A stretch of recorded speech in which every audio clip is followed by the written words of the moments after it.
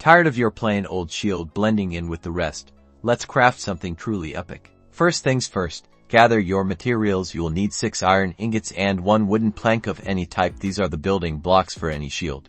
Open your crafting table, place the 6 iron ingots in F shape, with the plank directly in the middle of the pattern. This recipe will yield you a plain shield. Now, for the magic.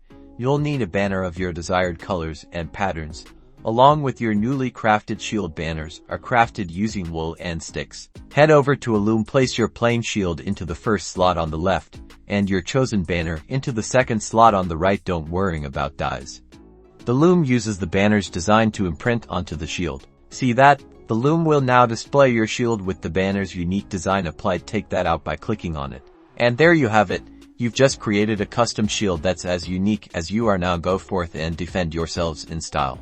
Experiment with different banner patterns and colors to create a whole arsenal of personalized defenses for your adventures.